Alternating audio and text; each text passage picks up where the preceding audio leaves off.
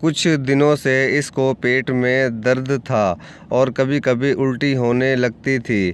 ماں نے پہلے تو بات کو معمولی سمجھا، لیکن پھر گھریلو پیمانے پر ٹونے ٹوٹکے آزمانے لگ گئی۔ لیکن مسئلہ جوں کا توں ہی تھا۔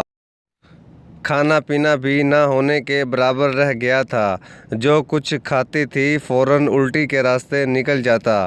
جب یہ سلسلہ کچھ دن مزید جاری رہا تو ماں کا ماتھا ٹھنکا کہ کہیں یہ ضرور منہ کالا کرواتی رہی ہے اور اب پیٹ میں حرام کا بچہ لیے پھر رہی ہے۔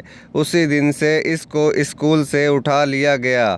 رات کو جب باپ کام سے تھکا ہارا گھر واپس آیا تو ماں نے اس کو کونے میں بٹھا کر ساری بات بتا دی کہ تمہارے کہنے پہ لاڈلی کو ہائی اسکول میں ڈالا تھا۔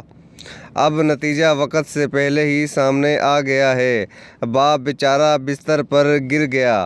اپنی لاڈلی بیٹی کو بڑے اسکول میں پڑھانے کے لیے پرانے خیالات کی بیوی سے کتنے ہی دن لڑا تھا، لیکن اب سوچ رہا تھا کہ کاش اپنی بیوی کی بات مان گیا ہوتا تو یہ دن نہ دیکھنا پڑتا۔ دوسری طرف بیٹی کا پیٹ روز بروز پھولتا جا رہا تھا۔ گھر والے اس کو کمرے میں بند کر کے دوبارہ دیکھنا بھی بھول گئے تھے۔ وہ بیچاری بند کمرے میں بھوکی پیاسی چلاتی رہتی کہ وہ بے گناہ ہے، اس نے کوئی غلط کام نہیں کیا ہے۔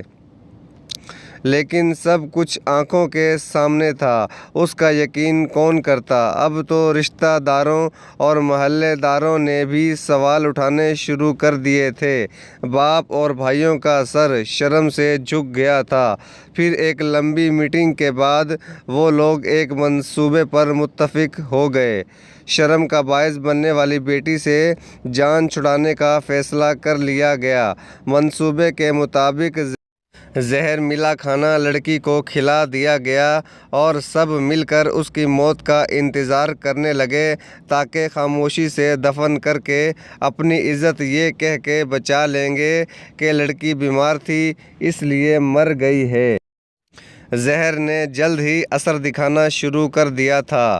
بیٹی کو جب یقین ہو گیا کہ اب وہ کچھ ہی لمحوں کی مہمان ہے تو وہ دروازے پہ آ کے اپنے باپ سے کہنے لگی کہ ابا جان، آپ نے ساری عمر مجھے پیار دیا، کیا جاتے وقت میرے سر پر اپنا ہاتھ نہیں پھیریں گے؟ ایک دم باپ کی آنکھوں کے سامنے وہ پھول جیسی گڑیا آ گئی جس کو اپنے ہاتھوں میں اس نے لاڈ پیار سے پالا تھا۔ وہ فوراً اٹھا اور مرتی ہوئی بیٹی کو گاؤں کی ایمبولنس میں ڈال کر شہر کے بڑے ہسپتال میں لے گیا۔ ایمرجنسی میں اس کو داخل کر لیا گیا۔ لڑکی کی ماں بھی ممتا کے جذبات سے ملغوب ہو کر ساتھ آ گئی تھی۔ تھوڑی دیر بعد جب لڑکی کے ٹیسٹ کی ابتدائی رپورٹ آئی تو سب کے سر پر پہاڑ ٹوٹ پڑا۔ لیڈی ڈاکٹر کہہ رہی تھی کہ لڑکی کے پیٹ میں بڑی رسولی بنی ہوئی ہے، وہ تو شاید آپریشن سے نکل جائے، لیکن مادے میں جو زہر کی اتنی مقدار موجود ہے اس سے لڑکی کا بچنا مشکل ہے، پھر بھی ہم کوشش کر لیتے ہیں۔ لڑکی کو آپریشن تھیٹر لے جایا جا رہا تھا تو عین اسی وقت اس کی سانس پرواز کر گئی، لیکن مر کر بھی اس کی آنکھیں کھلی ہوئی تھیں۔